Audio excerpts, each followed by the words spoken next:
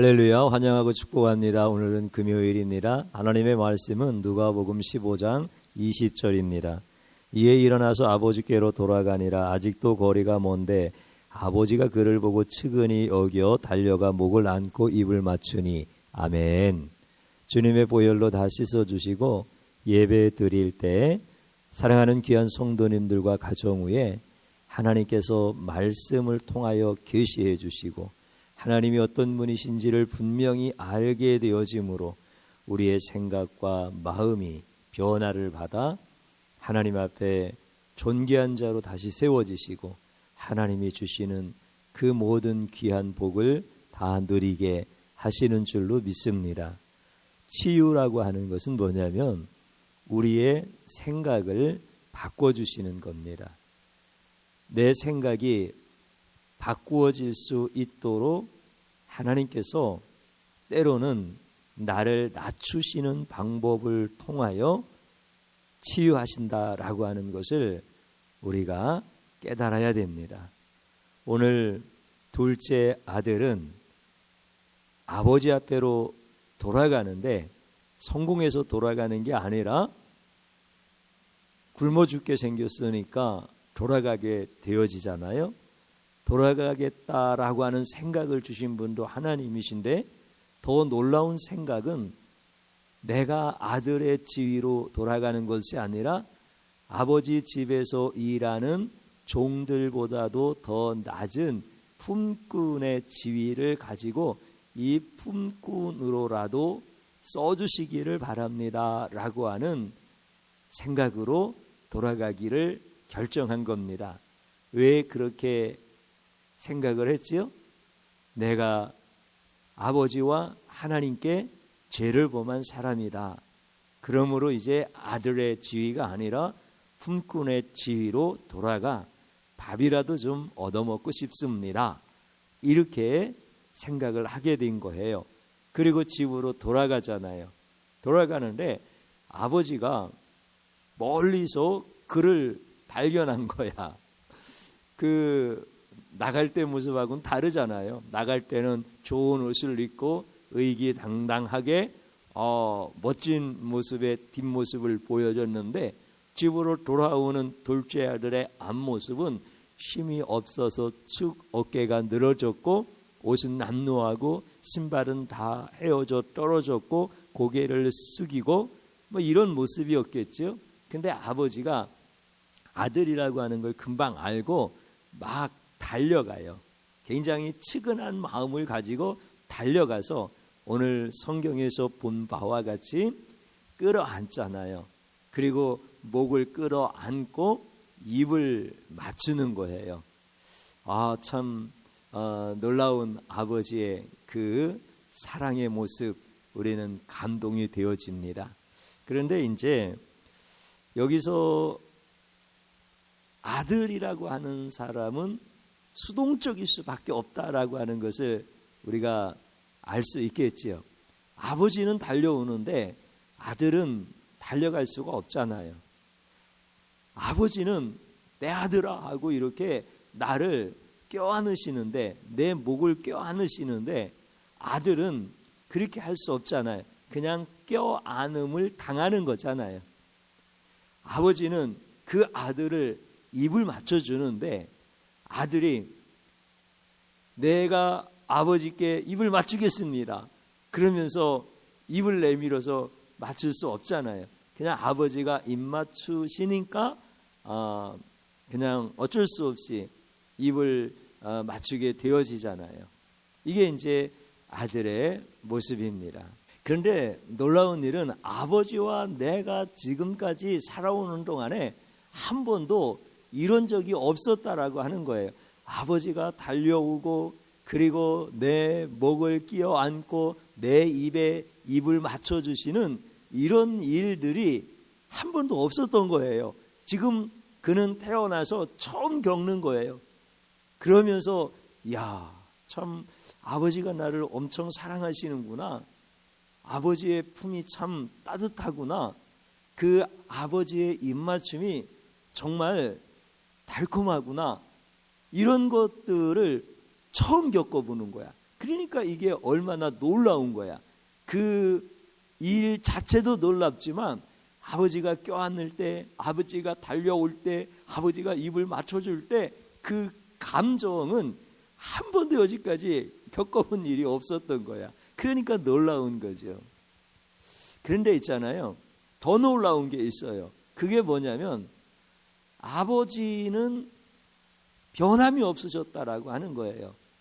그 아들은 아버지와 이런 것을 처음 겪지만 아버지는 아버지가 바뀌어져서 이런 일이 일어난 것이 아니라 아버지는 항상 그랬던 거야. 아버지는 아들을 보면 항상 달려오셨고 항상 껴안아 주셨고 항상 입 맞춰 주셨고 아버지의 마음과 아버지의 생각은 한 번도 그렇게 안 하고 싶었던 적이 없어.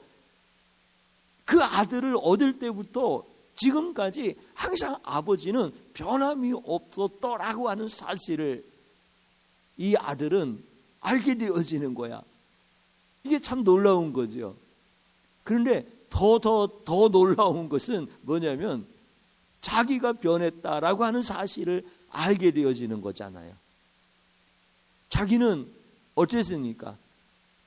항상 변함없으신 아버지가 달려올 때 나는 항상 피했었던 거죠.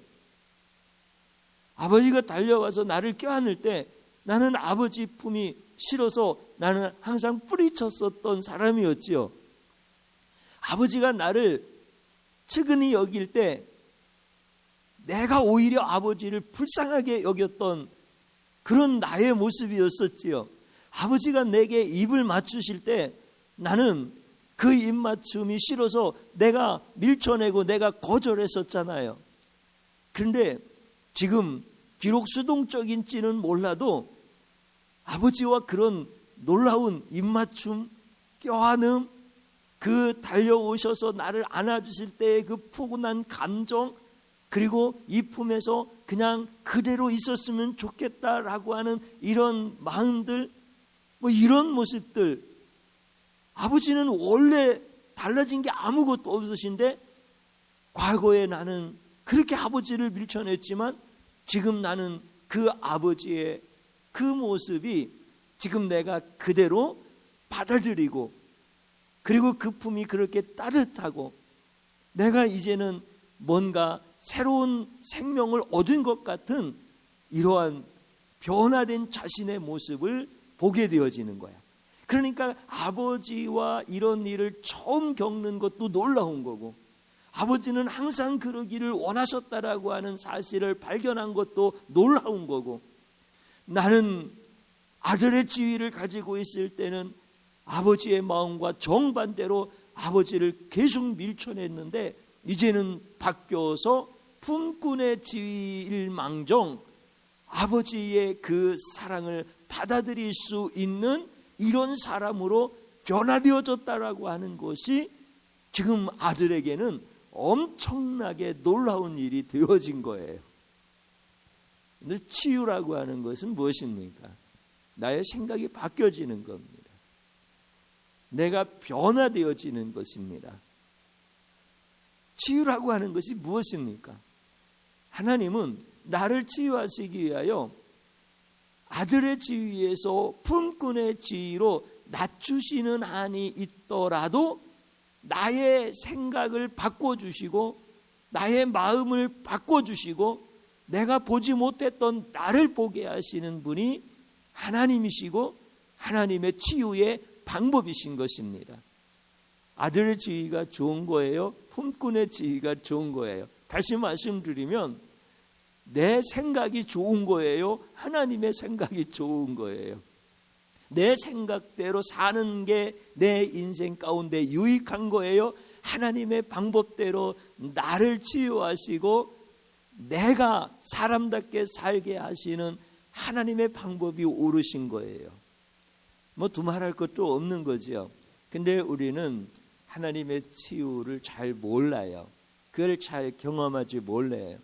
그래서 하나님께서 낮추신 자리에서까지도 하나님을 원망하며 나는 다시 한번 내 방법대로 일어나게, 나는 내 방법대로 다시 한번 성공해 보겠다고, 그러면 하나님은 품꾼에서 품꾼보다도 더 낮은 자리로 낮추시기도 하시는 분이 하나님이시에요. 왜냐하면 우리를 치유하시기 위하여 그러시는 거예요. 우리를 보게 하시려고, 그러므로 말미암아 내 생각을 바꿔 주시려고. 오늘 여러분들 예수 그리스도 안에서 지혜라고 하는 게 뭔지 아세요? 내가 다 경험하지 않았을지라도 진리를 알 수 있는 것이 지혜입니다. 우리 주님이 십자가에서 내 모든 죄를 씻으시면서 나의 저주를 끊어내시면서 하늘의 지혜를 우리에게 주신 거예요. 그러니 얼마나 감사해요. 여러분들, 내 생각 주님 앞에서 바꾸시기를 축복합니다. 주님이 여러분들을 치유하셔서 여러분들의 생각을 바꾸셔서 하나님이 얼마나 나를 사랑하시고 나를 향해서 달려오시고 나를 치근히 여겨주시고 내 목을 끌어안으시고 내게 사랑의 입맞춤을 하시는 그 하나님을 여러분들 밀쳐내지 마시고 거절하지 마십시오. 여러분들 주일날 한번 교회에 와서 예배드리는 게 내 인생에 무슨 크게 작용할까라고 생각하지 마십시오. 하나님의 은혜, 하나님의 방법을 여러분들 하찮게 여기지 마십시오. 여러분보다 크신 분이 하나님이십니다. 여러분들보다 오르신 분이 하나님이십니다. 우리 교회 100명이 있으면 100명의 생각을 다 모아도 하나님의 생각을 어찌 따라갈 수 있겠습니까? 이 세상의 모든 사람의 지혜를 다 모은다 할지라도 하나님의 생각, 하나님의 지혜를 어찌 능가할 수 있겠습니까? 하나님이 오르신 거예요. 그래서 나를 치유하실 때 때로는 품꾼의 자리까지도 낮추시기도 하시고, 또 나를 품꾼의 자리로 낮추시지 아니하신다 할지라도 내가 경험하지 못한 그런 나의 유한한 인생 가운데서도 하나님은 하나님의 지혜를 알게 하시고 하나님의 치유의 방법을 알게 하시고 하나님의 마음이 어떤지, 하나님은 어떤 사랑의 하나님인지, 전능의 하나님인지, 그리고 우리를 주님과 가까이 하게 하시는 하나님의 그 놀랍고 경이로운 방법들이 있으신 것들을 우리에게 알게 하시는 거예요. 여러분들 좀 생각 좀 바꾸십시오. 우리 주님이 여기를 열으셔가지고 여러분들의 영혼을 만져주시고 여기를 열으셔서 여러분들의 생각과 마음을 좀 만져주시기를 축복합니다. 할렐루야. 우리 주님이 그렇게 좋으신 주님이신 거예요. 저를 한번 따라하십시오. 자기 자신을 볼 수 없어서 아멘. 생각 한 자락 바꾸지 못한 죄를 용서하소서 아멘. 이것을 진심으로 하나님 앞에 회개하여야 합니다. 그리고 따라서 해보십시오. 자신을 볼 수 있도록 치유하신 주님을 찬양합니다. 아멘. 고집을 버리고 생각을 바꾸게 하신 주님께 감사합니다. 아멘.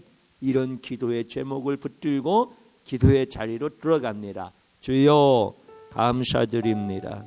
내 자신을 너무나 보지 못하였습니다. 세상 것만 사랑하다가 주님이 나를 조명하실 때 내가 나를 보지 못했습니다. 말씀의 거울로 나를 비춰주실 때 우리 주님의 영광의 빛으로 나를 쪼개실 때도 나는 나를 보지 못했습니다. 그래서 내 생각이 옳은지도 그른지도 모르고 고집만 부렸습니다. 주님 용서하소서. 주님이 높이실 때는 높이시는 이유가 있으시고 낮추실 때는 낮추시는 이유가 있으십니다. 언제나 변함없으신 하나님 아버지의 그 사랑, 나를 향해 달려오시고 내 목을 끼어 안으시고 내게 입맞추시는 하나님 아버지의 그 사랑을 거절했던 죄를 용서하여 주시고 이제는 내가 주님 사랑 안으로, 주님 은혜 안으로, 주님의 능력 안에서 살아갈 수 있도록 축복하여 주옵소서. 내가 주님만을 알기를 원합니다. 주님으로만 충만하기를 원합니다. 내가 주님의 그 사랑을 알면 세상에서 더 무엇이 필요하겠습니까? 나를 긍휼히 여기시고 나에게 은혜를 베푸시옵소서. 나를 품꾼의 지위로 낮추셔도 나를 보게 하시고 내 생각 바꿔주시니 감사드립니다. 이제 주님을 찬양하며 앞으로 나아갑니다. 주님 도우시옵소서. 예수님 이름으로 기도드리옵나이다. 아멘.